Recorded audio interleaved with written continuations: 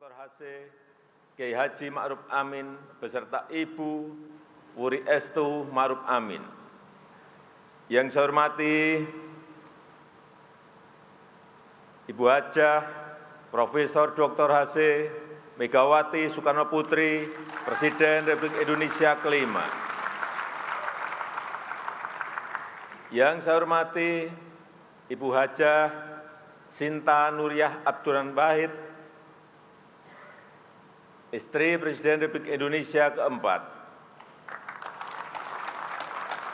Yang saya hormati Bapak Tri Sutresno, Wakil Presiden Republik Indonesia keenam. Yang saya hormati Bapak Hamzahas, Wakil Presiden Republik Indonesia ke-9. Yang saya hormati Bapak Muhammad Yusuf Kalla, Wakil Presiden Republik Indonesia ke-10 dan ke-12. Yang saya hormati Bapak Profesor Dr. Budiono, Wakil Presiden Republik Indonesia ke-11. Yang saya hormati Ketua, para Wakil Ketua, dan para anggota MPR Republik Indonesia. Yang saya hormati Ketua, para Wakil Ketua, dan para anggota DPR Republik Indonesia. Yang saya hormati Ketua, para Wakil Ketua, dan para anggota DPD Republik Indonesia. Yang saya hormati Ketua, para Wakil Ketua, dan para anggota lembaga-lembaga negara. Yang saya hormati Yang mulia para duta besar negara-negara sahabat dan para pimpinan perwakilan badan dan organisasi internasional yang hadir. Yang saya hormati para Menteri Kabinet Indonesia Maju, serta Panglima TNI, Kapolri, Jaksa Agung, Kepala BIN. Yang saya hormati para Ketua Umum partai-partai politik yang hadir. Saudara-saudara sebangsa dan setanah air, para hadirin yang berbahagia.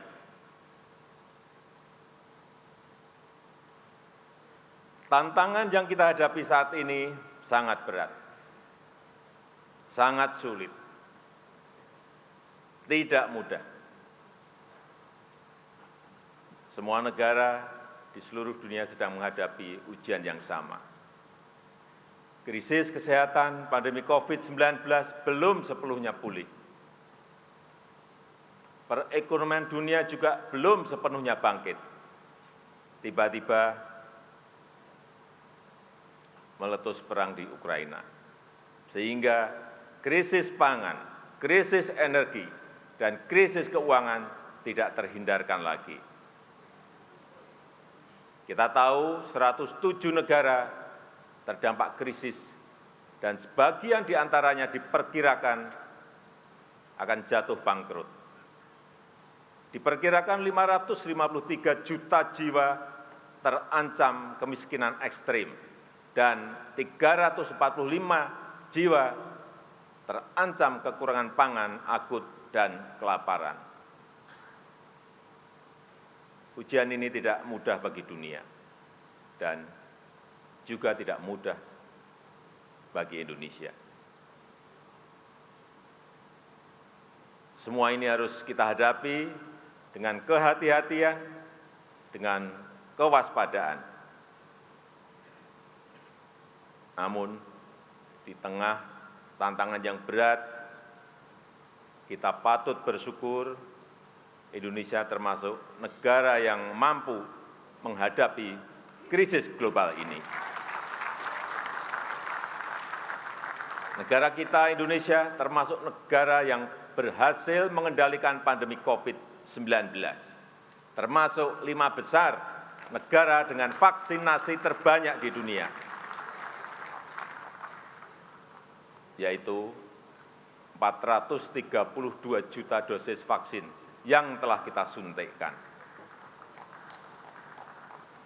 Inflasi juga berhasil dikendalikan di kisaran 4,9 Angka ini jauh di bawah rata-rata inflasi ASEAN yang berada di sekitar 7%.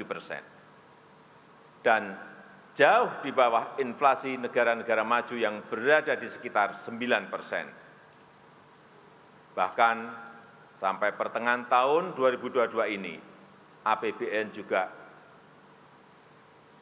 surplus 106 triliun rupiah. Oleh karena itu, pemerintah mampu memberikan subsidi BBM, subsidi LPG, dan subsidi listrik sebesar 502 triliun di tahun 2022 ini, agar harga BBM di masyarakat tidak melambung tinggi. Selain itu, ekonomi berhasil tumbuh positif di angka 5,44% pada kuartal kedua tahun 2022 ini. Neraca perdagangan juga surplus selama 27 bulan berturut-turut. Dan di semester 1 tahun 2022 ini, surplusnya sekitar 364 triliun rupiah. Capaian tersebut patut kita syukuri. Fundamental ekonomi Indonesia tetap sangat baik di tengah ekonomi dunia yang sedang bergolak. Di satu sisi, kita memang harus tetap waspada dan harus tetap hati-hati, namun di sisi lain, agenda-agenda besar bangsa harus terus kita lanjutkan untuk meraih Indonesia maju. Saudara-saudara sebangsa dan setanah air, dalam menghadapi pandemi COVID-19 yang melanda seluruh dunia, bangsa Indonesia telah menunjukkan diri sebagai bangsa yang tangguh. Masyarakat dusun, masyarakat kampung saling melindungi dan saling berbagi. Ulama, tokoh agama, dan tokoh adat aktif mendampingi masyarakat. Organisasi sosial, keagamaan bergerak cepat membantu masyarakat. Tenaga kesehatan, TNI, dan Polri, dan jajaran birokrasi saling bersinergi bersama-sama, bergotong royong bersama-sama. Dan lembaga-lembaga negara juga mendukung pemerintah dalam menghadapi ketidakpastian ini. Kalau kita mampu mengelola pandemi dengan baik, artinya kita juga insya Allah pasti mampu mengelola agenda-agenda besar lainnya dengan baik pula. Inilah kekuatan pertama kita untuk membangun negara kita Indonesia. Kekuatan kedua Indonesia adalah sumber daya alam yang melimpah. Wilayah yang luas, dengan keanekaragaman hayati terkaya di dunia, pasti menjadi kekuatan besar Indonesia jika kita kelola secara bijak dan berkelanjutan. Syaratnya satu, harus dihilirkan dan diindustrialisasikan di dalam negeri agar nilai tambah bisa maksimal untuk kepentingan nasional. Hal ini akan membuka lapangan kerja, meningkatkan ekspor, menghasilkan devisa, meningkatkan pendapatan negara, serta mendongkrak pertumbuhan ekonomi. Kekuatan ketiga kita adalah bonus demografi. Jumlah penduduk yang sangat besar dan didominasi oleh anak-anak muda usia produktif, serta daya beli masyarakat yang terus meningkat, akan menjadi motor penggerak ekonomi nasional kita dalam menghadapi kompetisi global. Kekuatan keempat adalah kepercayaan internasional yang meningkat tajam. Indonesia diterima Rusia dan juga diterima Ukraina sebagai jembatan perdamaian. Diterima negara-negara besar, walaupun geopolitik sedang panas.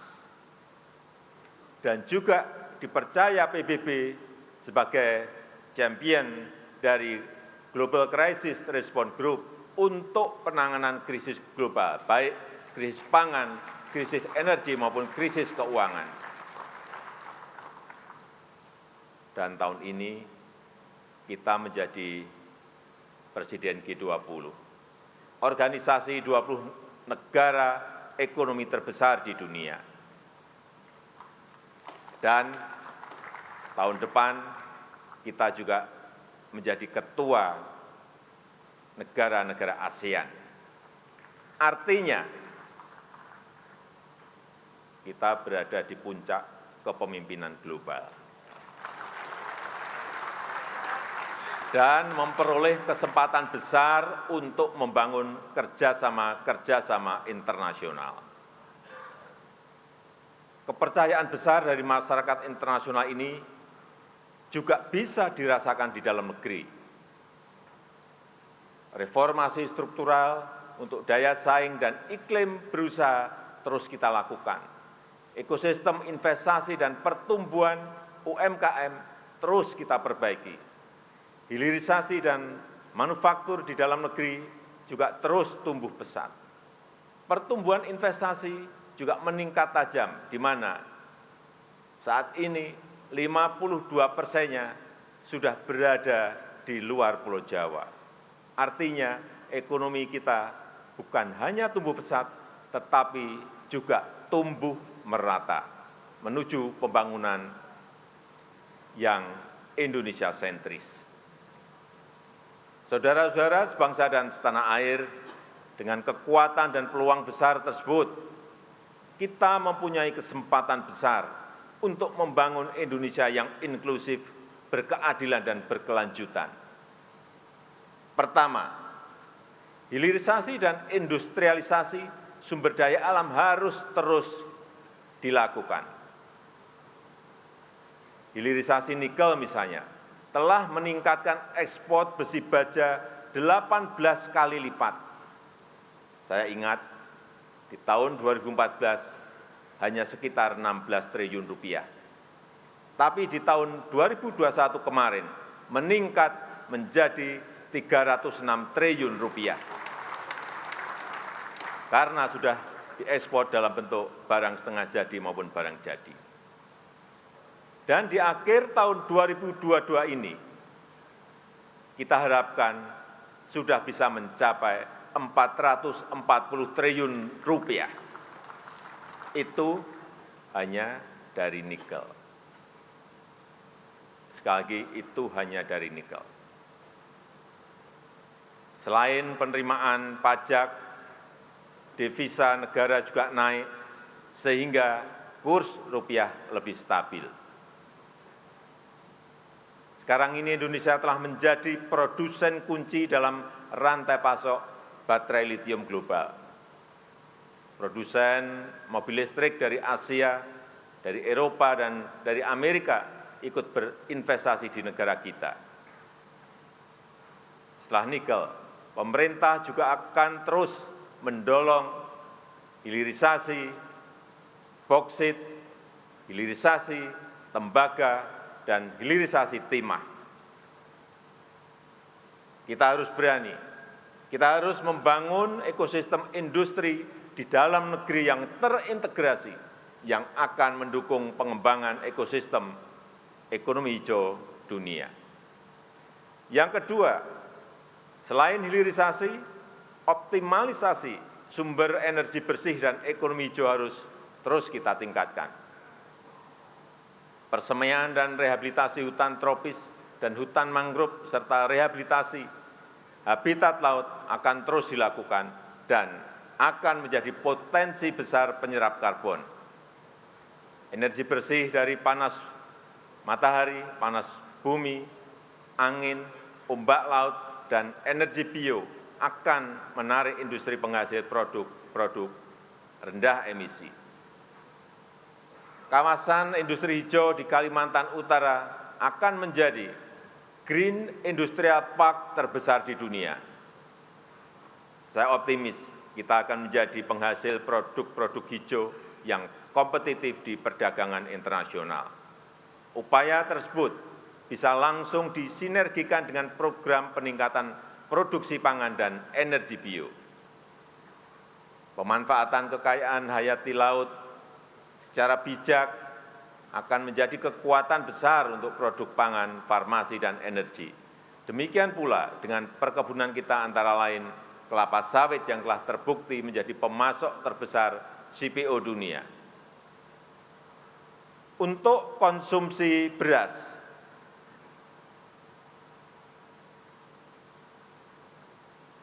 kita sudah tidak lagi impor dalam 3 tahun terakhir. Untuk beras konsumsi, pembangunan bendungan dan irigasi telah mendukung peningkatan produktivitas nasional kita. Alhamdulillah, kita baru saja memperoleh penghargaan dari International Rice Research Institute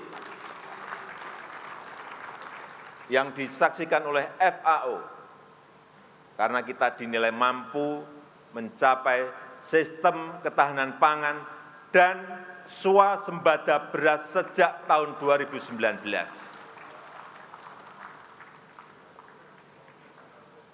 Yang ketiga, perlindungan hukum, sosial, politik, dan ekonomi untuk rakyat harus terus diperkuat. Pemenuhan hak sipil dan praktek demokrasi, hak politik perempuan, dan kelompok marginal harus terus kita jamin. Hukum harus ditegakkan seadil-adilnya tanpa pandang bulu.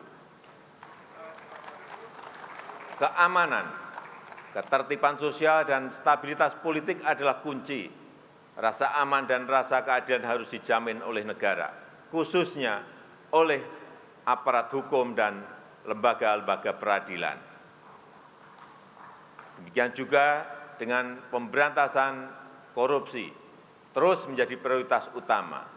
Untuk itu, Polri, Kejaksaan, dan KPK terus bergerak. Korupsi besar di Jiwasraya, Asabri, dan Garuda berhasil dibongkar dan pembenahan total telah dimulai.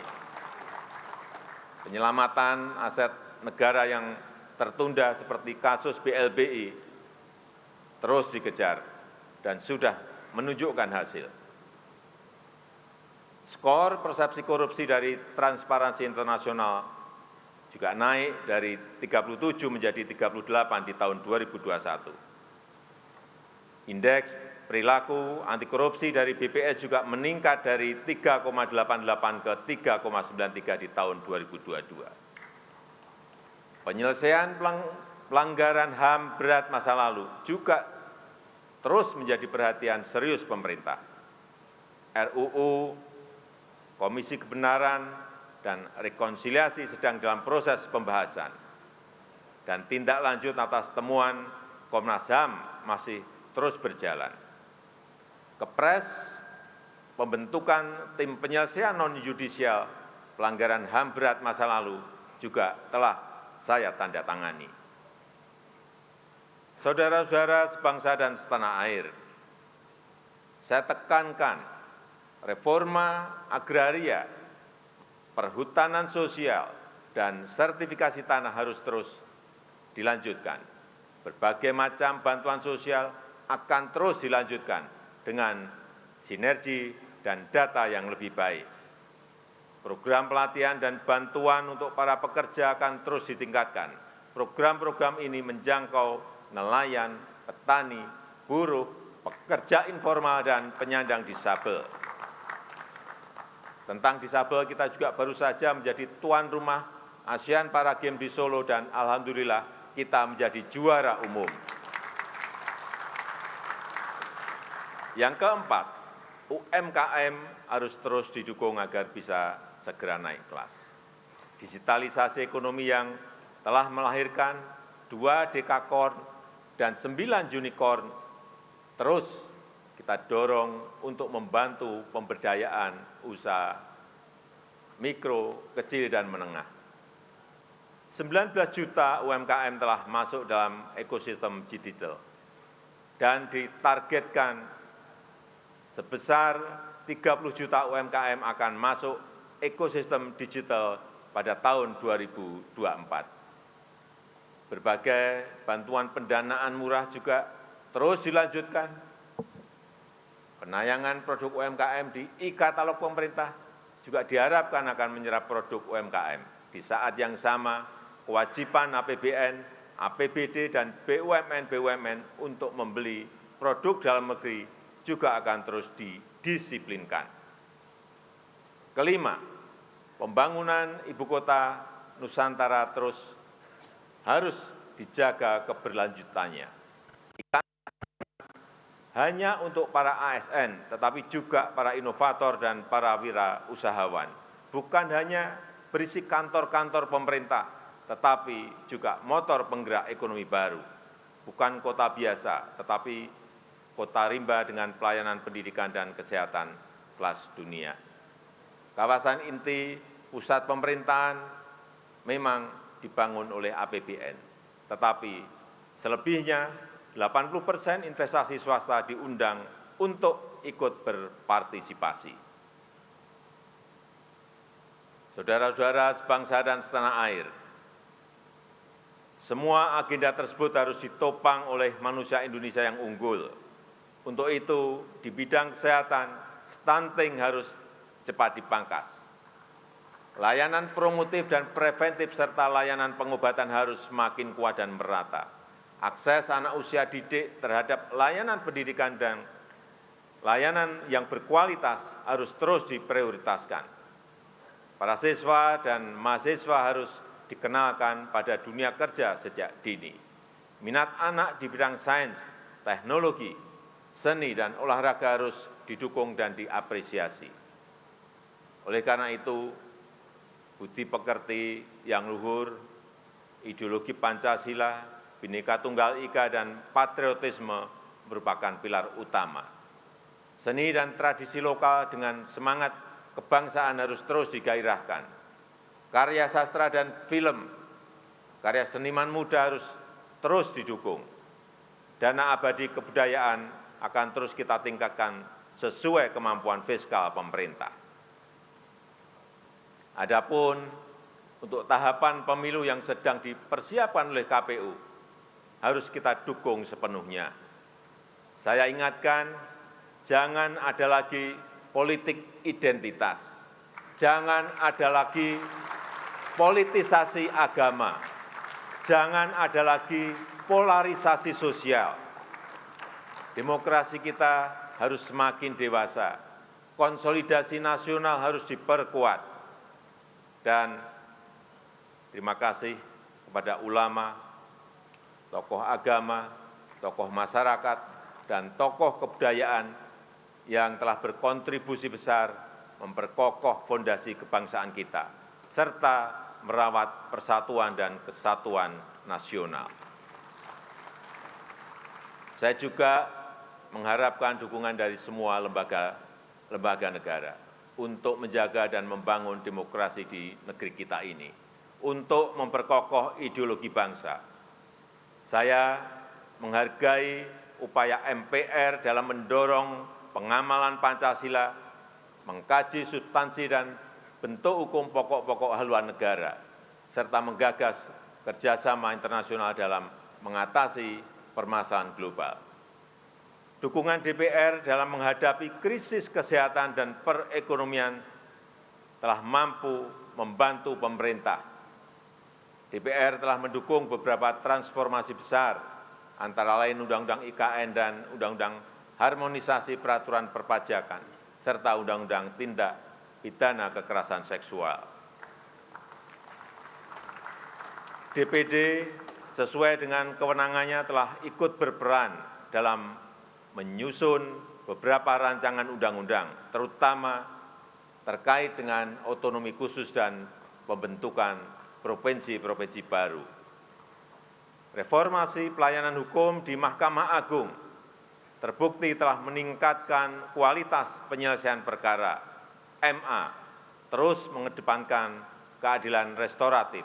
MA juga telah meningkatkan akses pelayanan hukum yang berkeadilan bagi masyarakat. Mahkamah Konstitusi telah meningkatkan pelayanan penegakan konstitusi secara efektif.